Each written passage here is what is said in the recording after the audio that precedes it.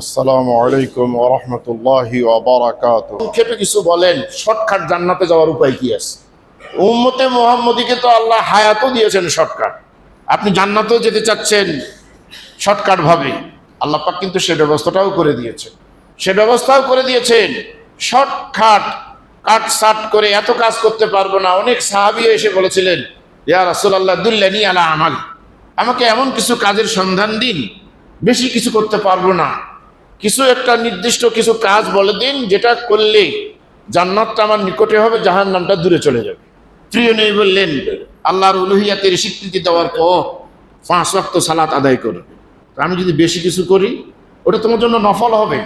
এই যে আমরা ভাগ করে নিয়েছি না, এটা ফরজ, এটা সুন্নত, এটা নফল, এটা ওয়াজিব, এটা মুস্তাহাব।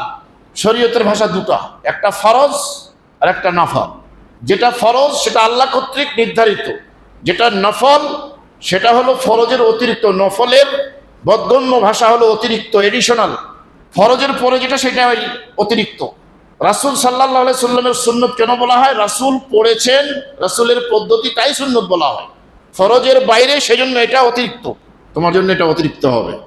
আরো কিছু বলেন, 1 মাস সিয়াম পালন করবে, আমি যদি আরো কিছু করি তো সেটা তোমার জন্য অতিরিক্ত হবে। আরো কিছু বলেন, তুমি যাকাত 2.5% আদায় করবা, যদি বেশি করি সেটা তোমার জন্য অতিরিক্ত হবে। সেখানে হয়তো হজের মাসআলা ছিল না বা হজ তখন ফরজ হয়নি, এজন্য হজের বিষয়টা তখন আসেনি। কিন্তু পরবর্তীতে হজ সংযোজন, যার উপরে হজ ফরজ হয়েছে তাকে হজ করতে হবে। ছেলের বিয়ে দেবো, মেয়ের বিয়ে দেবো, এটা কোনো অজুহাত না, এটা ওই মিস্টার ইবলিসের পক্ষ থেকে আসে। বরং মনে রাখবেন, আপনার নামাজের ওয়াক্ত হওয়ার পরে যদি আপনি নামাজ না পড়েন সেই নির্ধারিত সময়ে, এর মধ্যে যদি আপনি মারা যান, তাহলে ওই নামাজের আপনাকে হিসাব দিতে হবে।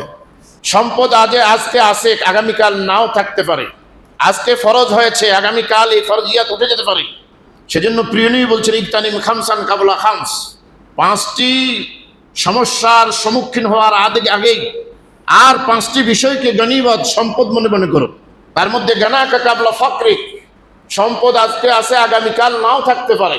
দারিদ্রতা আসার আগেই, সম্পদ শেষ হওয়ার আগেই সম্পদের সদ্ব্যবহার করে তুমি নিজকে ত্রুটিমুক্ত করো। সুতরাং হজ ফরজ হয়েছে আজকে, কালকে সম্পদ নাও থাকতে পারে, কিন্তু ফরজ হওয়ার পরে আদায় করলেন না, আল্লাহর কাছে জবাব দিতে হবে।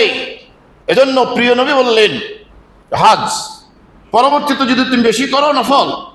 ওই লোকটি চলে যাচ্ছে আর বিড়বিড় করে বলছে, আল্লাহ, আল্লাহর শপথ করে বলছি, লা আজিদু হাযা ওয়ালা আনকুসু হাযা, আপনি যা বললেন এর থেকে আমি বেশিও করব না, কমও করব না। ওই 5 ওয়াক্ত নামাজ, 1 মাস রোজা, ওই 2.5% যাকাত, আর সম্ভব হলে হজ ফরজ হলে একবার হজ, বলে লোকটা চলে যাচ্ছে। প্রিয় নবী বললেন, সাহাবীরা, তোমরা কেউ জীবিত জান্নাতি দেখতে চাও? বলে, অবশ্যই হুজুর, যদি দেখান তো ভালোই হয়। ওই লোকটা জান্নাত।